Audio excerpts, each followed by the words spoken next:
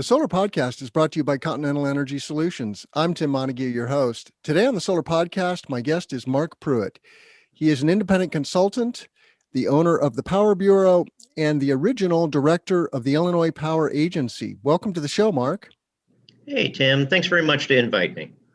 We are going to get into a report that you've written for a clean energy lobby that documents some of the very goods that are going to happen when we get clean energy legislation. Specifically, the Path to 100 was the legislation that you analyzed, but we're going to take a little trip around Illinois clean energy history and set some context for our listeners on how we got to where we are today, which is a bittersweet place. We have a burgeoning renewable energy industry now in Illinois with FEJA that came it came into force in 2017 and has rightfully so spurned several hundred megawatts of wind and solar development. So we're happy about that. But the situation is somewhat dire now because the program has stalled and we need new legislation. So we're also going to talk about that situation. Before we do that, though, Mark, please give our listeners a little background on yourself and how you came to be the first director of the Illinois Power Agency. Oh, sure, Tim. Again, my name's Mark Pruitt. I'm an independent consultant. I operate primarily in Illinois and the PJM and Mid-Continent ISO wholesale markets. For the most part, I represent buyers in energy transactions. I also, in the past few years, have been advising developers who have come into Illinois as a result of the Future Energy Jobs Act, which was passed in 2016. And additionally, I teach at the University of Illinois Chicago in the Masters of Energy Engineering program and at Northwestern in the MSES program. So, I advise, do a lot of analysis, and a lot of that analysis over the past few years has been in Illinois and specifically related to renewable energy policy. Prior to entering the consulting world, I was the first director of the Illinois Power Agency, where in 2007, the agency was created as a response to price spikes that consumers experienced after a 10-year rate freeze expired. That rate freeze was part of the deregulation process in Illinois. And, surprise, surprise, after a 10-year rate freeze, prices went up. So the agency, and there was a lot of consternation about that. The agency was created to set in place a process that would guarantee that the utilities, ComEd and Ameren, would not be inappropriately transacting with their corporate affiliates. For ComEd, that would be Exelon. And for Ameren, that would be their Ameren utility entities, and just to make sure there was an arm's length transaction. At that time, the agency also was tasked with the responsibility of meeting the renewable portfolio standard goals in the state. So a lot of my work early on at the agency was really focused on the foundational issues of, okay, well, how do we procure electricity and capacity at an affordable, stable rate for the residential and small commercial customers served by ComEd and Ameren. The agency does a lot more now, and there's it's a much larger agency than it used to be, and largely because their mandate and tasks assigned by the legislature have expanded. But I think that the process there is still largely the same, which is, the agency serves as a to ensure arm's length transaction between energy generators and consumers. And with that expertise, it's been applied in a few different ways. Most recently, under FEJA, the creation and management of the adjustable block program is under the purview of the Power Agency, as well as the Illinois Solar for All, as well as utility scale wind and solar purchases. So they're very involved, and I was happy to have a small part in starting that agency off, and it's been really interesting to see how it's grown since then. Before then, and how I came to that agency position, and this is way back when. So this is, for those who know Illinois history, this is back in the Blagojevich administration. So it's a while ago. I was selected because I was working at the University of Illinois at the time, where I managed natural gas and electricity purchasing for the state agencies through a program managed at the Energy Resources Center. So I'm a transactions person. I'm not an engineer, but it was that type of expertise that was needed to step up the agency and or stand up the agency for its core procurement functions. So that's about the extent of the drama and the history there. Cool. And, when Illinois got its RPS in 08 to 25% by 2025 RPS, that did kick off a tranche of major wind development. I think we have 6 gigawatts of wind in Illinois now. And FIJA was going to fuel an additional gigawatt of wind and 3 gigawatts of solar development. And the beginnings of that have happened, but we're still far from realizing our 25% RPS under FIJA. Anthony Starr said on the show that Anthony is the current director of the IPA. He said that we might achieve 10% by 2025 under the current trajectory. And one of the challenges, of course, is that we have very cheap power here in the Midwest. I recently was reviewing my own power bill.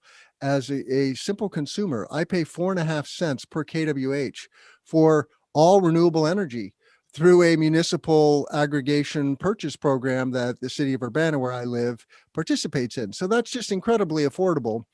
And that is a barrier to entry for renewables. So we need RECs. RECs give solar and wind extra value, so to speak. And that spurns development and installations, and it really works. And the adjustable block program, if you're not familiar with that, just go to illinoisabp.com and you can learn all about that program. One of the flaws, though, in the program is that the REC payments are front loaded. So the program is paying 15 years of RECs over 5 years. And so that 3X accelerator pretty much guarantees that the monies collected are going to eventually run out. And that is what has happened. And so we're currently in a waiting period. You can get into the program on the wait list for Block 5. And we encourage all of our commercial industrial customers and residential customers to do that. But it is completely TBD when the REC monies will flow again or at what value. And that is directly from the horse's mouth, Anthony Starr. What Anthony is saying is that we need new legislation. Everybody knows this. We need to expand the RPS. And luckily, there are a variety of initiatives that have been ongoing for the last couple of years, including the Path to 100 and the Clean Energy Jobs Act. And now the governor of Illinois, Pritzker, has come out with his own legislation, the Consumers and Climate First Act, and it's all been mashed together in something called the Omnibus Energy Bill, which we were all hopeful might get voted on this summer. And just a week ago or so, they held a special session of the Illinois legislature, but failed to bring the bill to a vote. It was stymied by, among other things, coal interests, public power interests, and labor. So here we are. We're still in a waiting period. And so today we're going to just analyze the landscape a little bit and shine a light on this wonderful report that you wrote, Mark, which highlights some of the benefits of additional legislation, in this case, the Path to 100. And I'm going to put the Path to 100 website on screen so our listeners can check that out. If you just go to path100.net, so path, T-O, numerals 100.net, and then you'll see on the landing page that there's a link to the study called The Cost Analysis of Renewable Energy Deployment in Illinois, authored by yourself. So let's talk about that report, because there are some really nice things that are clear here. And the Path to 100 legislation is not as ambitious as the omnibus bill that is being considered. So the omnibus bill includes a 100% RPS, by 2050, I think. And this was focused on the nearer term of 40% RPS by 2031, and which is great too, right? But give our listeners a high-level analysis or overview of what you found in the Path 100 legislation. Yeah, sure. And, it's, as you can see, you can download the report there. This is a study that we conducted that tried to move the conversation beyond, simple cost, right? A lot of conversations on the policy side around renewables is always focused on, okay, well, what is this going to cost us? If we're going to increase the cost cap for the RPS and allow more monies to be collected from ratepayers to support renewable development through the purchase of RECs, which you mentioned, Tim. That tends to be kind of where the battle lines are drawn. People say, well, we don't want to pay any more than what we already have. This report tries to move beyond that conversation. So we acknowledge that there's a cost, and based on my analysis, the tenure, the cost of the first 10 years of the Path to 100 legislation, which increases the RPS cost cap, is that consumers over that 10-year period will pay about $2.9 billion more in fees under the RPS. However, the reality is that when you bring in utility scale wind and solar, as well as distributed solar, which is community solar and behind the meter solar for residents, you are really changing the supply and demand levels within the wholesale markets. The Northern Illinois wholesale market is called PJM. The Southern Illinois market is called Mid-Continent ISO. These markets set a price for energy on an hourly basis and capacity, which is an assurance that a power plant will be there to meet peak energy demand at a future date. These are costs that are paid by all consumers, right? So these prices are set through auctions, and the auctions represent the value of these resources based on a bidding process. And that bidding process really takes us back to Econ 101 in school, where supply and demand set a price. What the RPS does is it introduces a much greater supply into the marketplace, and so that's the utility scale wind and solar, but it also reduces demand through the operation of community solar and behind the meter solar. So if you start to move the curves of supply and demand, you're going to adjust the clearing price, the price that's set for energy and capacity.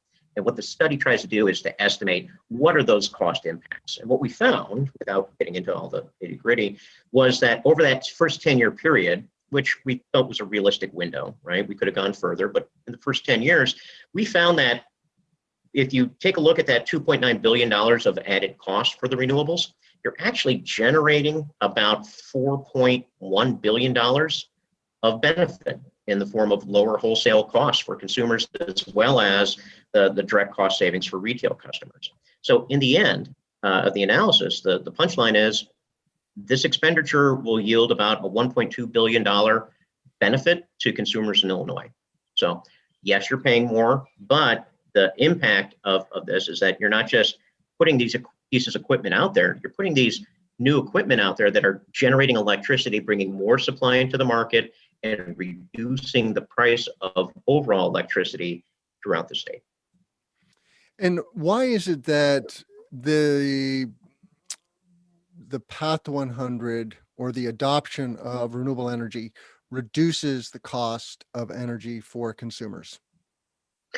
So the price that you pay through your aggregation program, Tim, that's a price that's been set by a retail energy supplier. If you weren't participating in the program, you would probably be getting your electricity supply price from Ameren, right? Same thing in Northern Illinois. That price is calculated by your retail energy supplier or the utility, and it reflects the wholesale price of electricity and capacity. What we're saying is that in the study is that over time, as you bring more renewables into the marketplace, that wholesale price in Ameren and the wholesale price in ComEd will reduce little by little over time, 50 cents a megawatt hour, then $1 a megawatt hour, and then as more renewables come online, up to $2 and $3 a megawatt hour. Now, you're not making it free or for free, but over time, as you bring in the supply of the renewables, you are in essence pushing out more expensive resources like natural gas and coal, and you're resulting in a lower wholesale price in the market. The retailer or the utility that delivers that electricity at a price that reflects that reducing and dropping wholesale rate. So it takes a little time for these things to work through the system, but the concept is clear. If you were to bring in, let's take renewables out of it. If you were to bring in 5 new natural gas power plants into Southern Illinois, what would happen to price? Well, it would drop, right? Because you're bringing in a ton of supply. Same thing happens here. We're just not having a natural gas plant or a coal plant or a new plant. We're bringing these in as renewables. And there's a cost to that. And all we're saying in the study is that while there's a cost, there's also a substantial benefit. And in the 10-year span that we analyze, the benefits outweigh the costs. Yeah. So I'm going to put this table on screen that nicely shows this. And so it's called Additional Renewable Energy Resources in Illinois Deliver 1.2 billion in consumer savings. You've got a column for Ameren, a column for ComEd. Those are the two major IOUs in Illinois. ComEd covers Chicago and Northern Illinois. Ameren covers Central and Southern Illinois. And then there's also a bunch of co-ops and munis. And I do want to talk about that because the co-ops and munis turned out to be very influential with regards to new legislation. And then you have a combined, so the expense of the RPS, expanding it to 40% by 2030, 2031 would be $2.9 billion, which is not a trivial amount of money. But the good news is that then the savings on wholesale energy and capacity savings are greater, right? You have 2.9 out and 3.4 just from those two big chunks right in. And so you have a net savings then of 1.2 billion all said. And this has been demonstrated, I think, Mark, in other markets in the US as well. So the adoption of renewables, while it does take incentives on the front end, it ends up in a net savings for consumers. And that's why if you're a consumer, if you're a business owner, if you're a solar developer, of course, you want this legislation. It is going to be a win-win for industry and for the state of Illinois and for the economy as a whole. This means a whole lot of jobs and construction projects, and of course, cleaner air, a healthier environment. And who doesn't want that, right? It is such a win-win. And people are very naive, Mark, about the fossil fuel industries and what society does to subsidize those industries. Can you comment off the cuff on how American society subsidizes fossil technologies relative to renewable energy on a big scale? Tim, that's not where I've done a lot of research. I've heard that argument over the years, and I'm not surprised. But it's really not something that I'm really familiar enough with to provide any comment. I'm sorry. The figure that I've seen, my knowledge runs deep, but it's very narrow. The figure that I've seen is something like 6% of GDP. It's a significant portion of GDP. And in any case, what is demonstrated is that subsidies for fossil technologies are much greater than they are for renewable technologies. And government has always subsidized energy. That is pretty much a given. It is a good for all, and it's good for the economy. And if you want to have a vibrant economy, you need easy access to energy, which is why co-ops and munis were so important, right? With rural electrification, those communities needed incentives in order to get all those wires strung through rural America, because that was expensive. But when we set our minds to it, we did it, and it really benefits those communities. Of course, can you imagine having rural America without electricity? No, it's like having rural America without internet, which is still a challenge in some places. But let's circle back to the RPS, and Mhm. you know, it was quote unquote broken prior to FIJA. It was underfunded, and the incentives came and went in small tranches. And yes, there was a sizable amount of wind that came into Illinois. There was very little solar, though. I think we had something like 200 megawatts of solar prior to FIJA, and now we're getting 222 megawatts of just community solar, which is either constructed or under construction. Hello, Ginger. That's my cat. And then another 200 or so megawatts of DG, of rooftop solar, and another couple hundred megawatts of utility scale solar. And then there's discretionary funding in the equivalent amount, which is just getting spread out among these other groups. So Mhm. 25% RPS is a good thing, but even with a nice bill like FIJA, we see the challenges, and the devil is in the details, as we were discussing in the pre-show. How you how you rule make around these things, like how rec contracts are going to be paid out, really matters.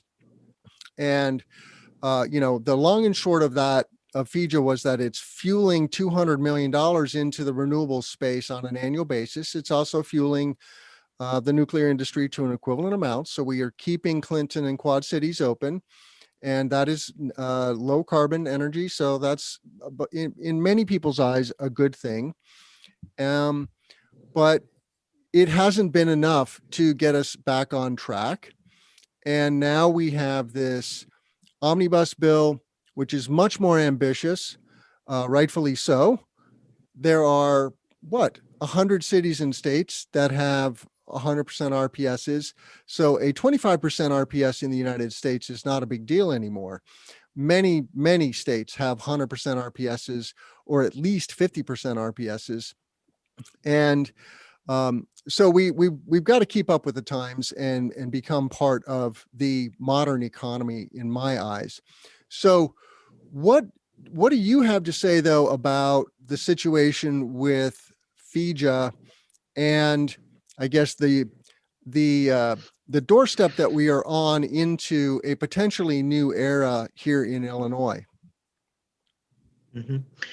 So, a couple of things about FIJA and the RPS. So the RPS dates back to 2007, and it is a goal, 25% by 2025, and it has a rate cap. And it says, you can go as far as you can, as long as you don't go beyond that rate cap. And the rate cap is set through a formula.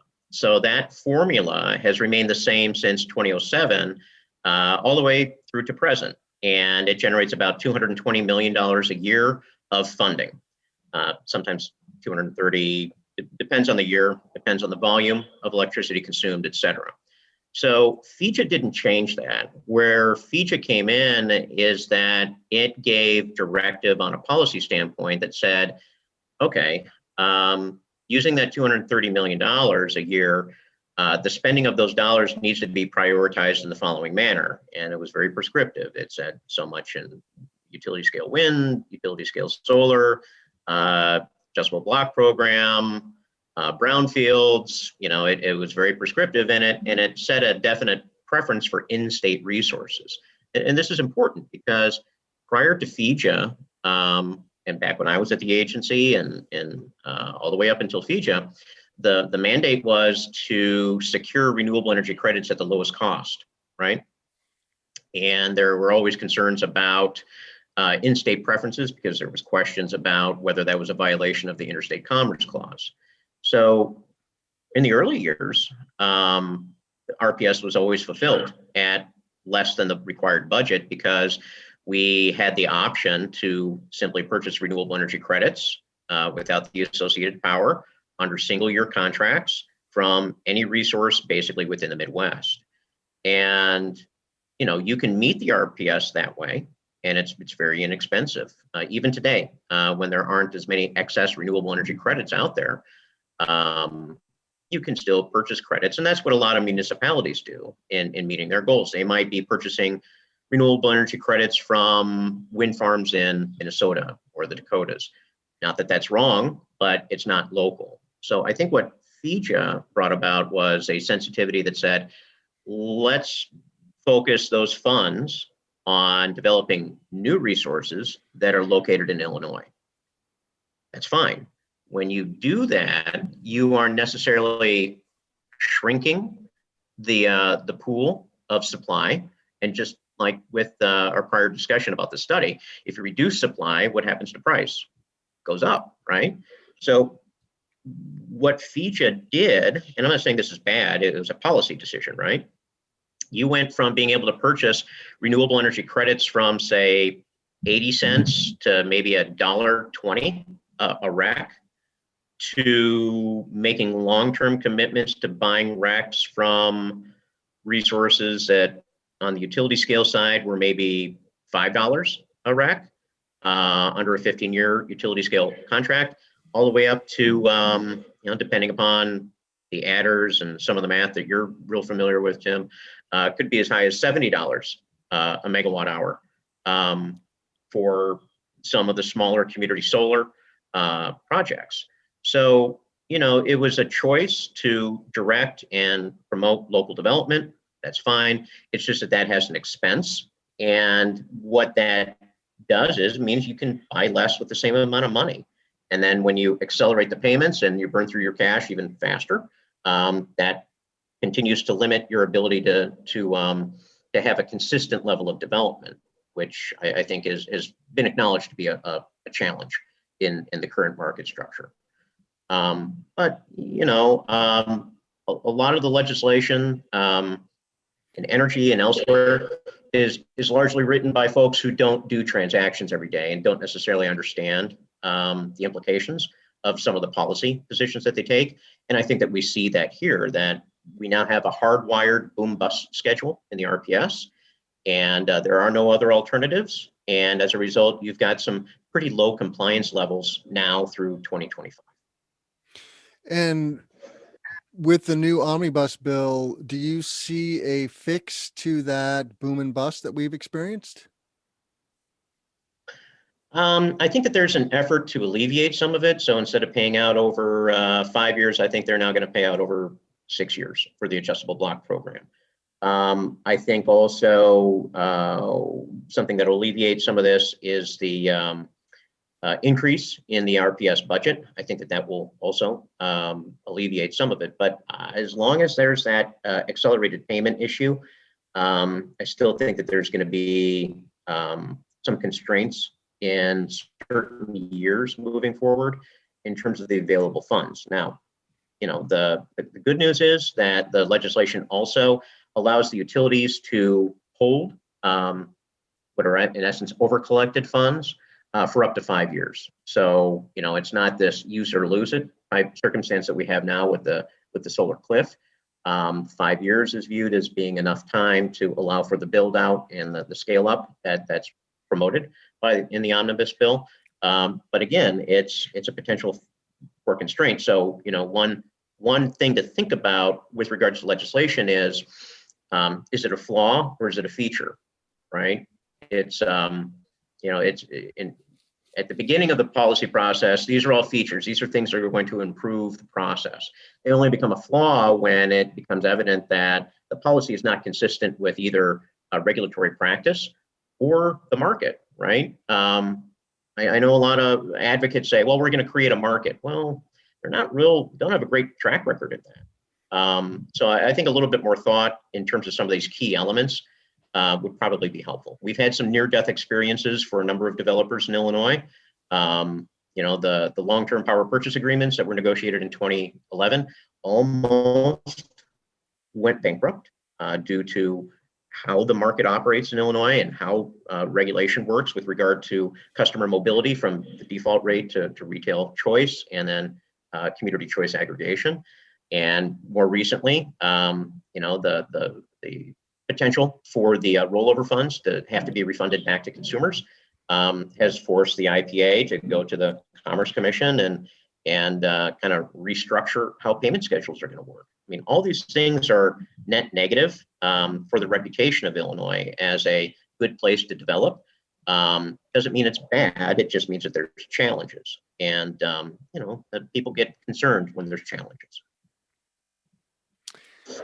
So we have this omnibus bill that, everybody was waiting with bated breath for, honestly, because otherwise there was dueling legislation. And, it's wonderful that the Pritzker administration has made energy legislation a priority. We're all grateful for that. And frankly, the solar industry seems to be quite happy with the state of that bill. Mm-hmm. Unfortunately, it was derailed at the 11th hour, is my understanding, by various and sundry coal interests and labor interests. And some of those coal interests are co-ops and munis, like the the IMEA, which is invested in a long-term contract with a non-economic coal plant in southern Illinois, the Prairie Power Station, I believe it's called. Mm-hmm. So, that was very unfortunate, but very real. And the IMEA is a network of municipal co-ops around the state of Illinois, including very major cities like Naperville, Illinois, and Aurora. And right here in Champaign County, the city of Rantoul. And those customers are paying very high rates for electricity. And I personally have talked to business owners who are thinking about or have left the munis because of the cost of energy. And so they are feeling the heat from their customer base to find cheaper solutions, because it's not rocket science for them to figure out that they could be paying less if they were in Ameren or ComEd territory. What are your thoughts about just the coal lobby situation? The labor situation I know less about that. And basically the crux of that is they don't want to phase out. They don't want an accelerated phase out of these fossil plants, because that means the demise of jobs.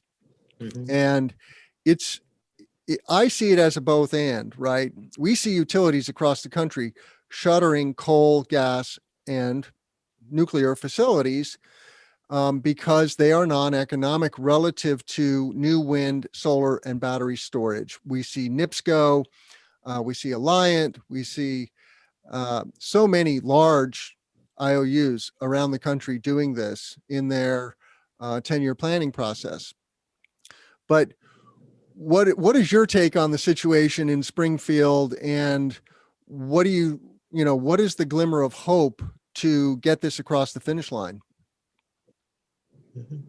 So the Prairie State Generating Station is a large and newer facility in southern Illinois. I believe it's in Marissa, Illinois. And just a little bit of nuance here is that those municipalities that are part of IMEA and NIMPA, right, Northern Illinois Municipal Power Agency, they don't just have power purchase agreements with that plant. They're owners. So that plant, which is 1,800 megawatts, I think, it's very large. And I think it came online in 2012, so it's new, has ownership where each of these municipalities and a number of cooperatives in Illinois and across 8 other states. I think that's important to understand. It's not just Illinois entities that have ownership here. They issued debt backed by their ratepayers to support purchasing a portion of that power plant. So they have debt obligations that in some cases, I think Batavia, Geneva, one of the western suburbs, they have payment obligations on those bond debts, bond obligations until 2042. So the issue is a bit more nuanced in that, it's not just as if they can terminate a supply contract. They have ownership they have, in essence, stranded assets in that resource, as do municipalities in 8 other states. So the issue that I think that they're reacting to is, look, we made this decision. The decision was legal at the time it was made, and there was nothing improper about it. Now, whether it's economic or not, that's for them to live with, right? You make an investment decision. Sometimes it goes good, sometimes it goes for ill. But what they're really responding to is, look, it's not like we can just pack up and close down the plant, because if we did so, it's not our decision. It's ownership by dozens of entities that are involved, and then secondly, there's a real fiscal impact of closing that down. So you'd have to not only pay the bond, the bond obligation, but you'd have to then go buy the replacement power, and that can be in a sense double paying for those consumers in those communities. So I just wanted to give you a little bit of a background as to why this is not an easy decision. I think one of the other issues is that a lot of those plants that we see retiring in other states, and we did a full scan on those plants as part of our report, just to get a sense of who's in the market, who's out of the market over our 10-year period. A lot of those plants are owned by investor-owned utilities that are fully depreciated. The average age is something like 50 years old. They've been paid off. There's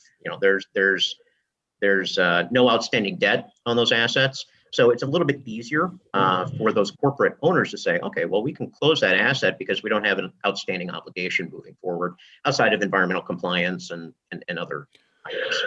But couldn't the state force the closing of Prairie State, and then IMEA owners just go, well, force majeure, we have to cancel those contracts and basically bankrupt that program, and we're going to replace those assets with wind, solar, and battery storage? Well, I think a lot of the municipalities and co-ops are purchasing wind and solar. If I'm not incorrect, some of the major off-takers for the solar and wind projects that have been deployed in Illinois, the purchase of the energy, not the RECs, but the energy, is that's actually being executed by the munis and the co-op. So they are providing some of the financial support for the deployment of new resources in Illinois. What you present is a legal question. I don't know how one would deploy a force majeure, but maybe that's how this all gets rectified is in the courts, right? Is this a question of improper takings by state government? Is it something that violates the Federal Power Act? Is it a violation of the Interstate Commerce Clause? I don't know. I'm not an attorney, but those are some issues that would come to mind in terms of, okay, well, if the state were to pass this,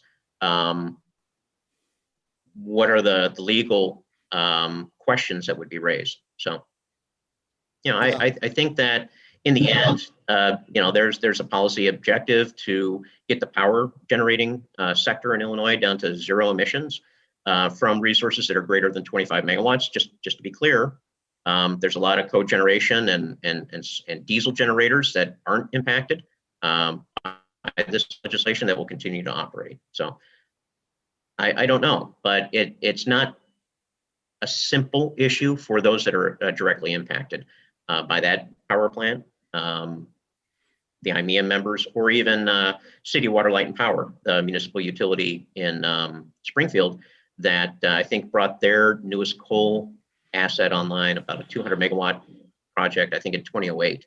So they're in the same boat. They've got debt obligations on those for probably another 20 years at least. So they're facing a similar financial impact from the legislation. And does the IPA oversee the munis and co-ops? No, neither does the Illinois Commerce Commission. Mm-hmm. The theory is that municipal utility is a unit of local government, and the voters themselves have the ability to exercise control over the electeds who make decisions regarding the power plant or the municipal utility. Cooperatives are a little bit different. All of the entities that are served by the co-op are actually owners of the co-op. So it's a joint ownership type entity that, again, is self-governed. Interesting. I want to circle back to your report because it paints a nice picture in this graph here or chart, the range of economic benefits resulting from renewable energy resource deployment. And listeners must keep in mind that this was just your analysis regarding Path to 100, but the omnibus energy bill is more ambitious, and basically you can amplify the goods here that you've identified by a factor of at least two, and between 2 and 3 probably.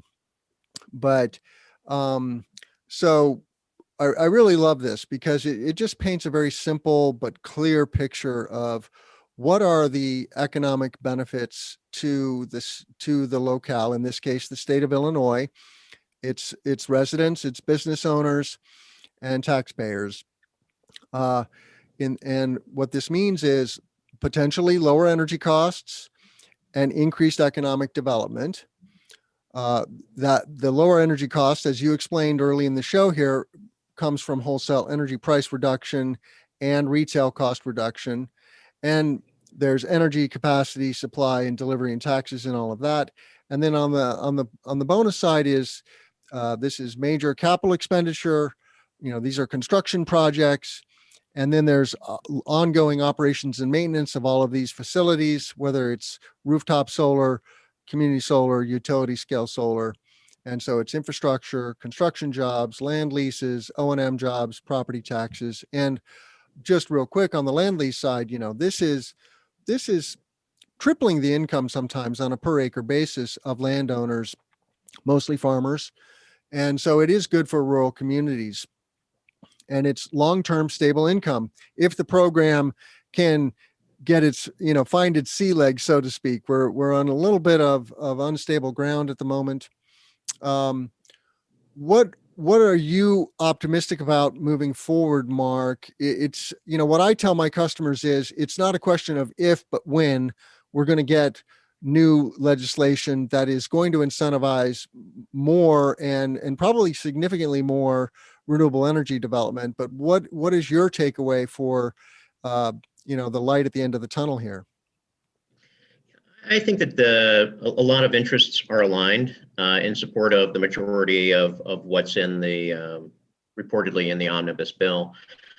I think that the interest and support for renewables and maintaining operation of the nuclear fleet are definitely priorities on the energy side. And I expect that those interests are going to continue to move towards trying to come to a final conclusion on a bill. I would expect that from the reports I read, which are the same reports you read, sounds like they're anticipating maybe something in July could occur. So I think that there will be a bill. There may be some differences, maybe some give and take on the coal plant closure issue, maybe a few other items as well. But I would expect that some type of an energy bill will be passed and then signed by the governor. I'm curious if you have an opinion. I have a customer, ENI right now, who is frustrated with their very restrictive rules around the installation of behind the meter solar. And they're wanting to leave the Muni without leaving the location that they're in. Is that even conceivable, or are customers in these munis and co-ops pretty much locked in by nature of geography? I don't have a lot of expertise there, but my understanding is that the municipality is in control of the services provided to those located within the municipal boundaries. So unless that parcel could somehow be removed from the municipality, I would expect that it would continue to have to operate and receive service from the municipal utility. Yeah. And I do have sympathy for the owners of a large asset that was only built in 2012. And we are propping up the nuclear facilities in the state because they are low carbon resources, I think primarily, although there's obviously a lot of jobs and a lot of grid power. 50% of our grid power comes from nuclear here in Illinois. Well, I'm glad to hear that you're optimistic that something will happen in July. We will certainly find out soon. And are there any other closing remarks you'd like to make regarding the future of clean energy in Illinois? Well, first, thank you for inviting me on today. This is fun. It's great to catch up with you. I would expect that the next issue, the next challenge in Illinois isn't so much, or is going to be moving beyond the question of financing the deployment of new renewable resources, turbines, panels, et cetera. And it's really going to get down to the nitty gritty of transmission system constraints. It's fine to build a solar farm, wind farm, but if there's not transmission capacity for you to connect to, there is no project. So while I think there's a lot of anticipation and excitement around the new energy bill, I think there's probably going to have to be ongoing work to deal with interconnection issues with the utilities and trying to work out how transmission resources in the state can be enhanced to accommodate all of these new resources. It's kind of a hidden issue. I think people see the panel or the turbine and they think, oh, great, it's there, but that asset needs to connect to the grid. And I think that given the volumes that are being projected in some parts of the state, you're going to really not have the option of building a resource that might have the land, might have the right economics, but those economics get blown up when it comes to interconnecting to the grid and those costs. So I think that this is not the end of the story. We're probably going to have to be back at this in the next 2 years, if not sooner. All right. Well, we will leave it there. I want to thank you, Mark Pruitt, for coming on the show. And our listeners can find all of our content here at the Solar Podcast at cesnrg.com/podcast. We do these interviews at least once a week, sometimes twice a week, and we're bringing you topics like solar grazing, impact investing with Energia. They are making it possible for consumers to invest in clean energy projects in Brazil and Africa. Really cool. Pollinator-friendly solar, project data and intel with companies like New Project Media, and on and on. So please check us out, give us a thumbs up, subscribe to the channel, share it with your friends, and by all means, reach out to me. I love to hear from my listeners and get your ideas for topics and guests to come on the show. Thank you again, Mark. Have a wonderful day, and let's grow solar.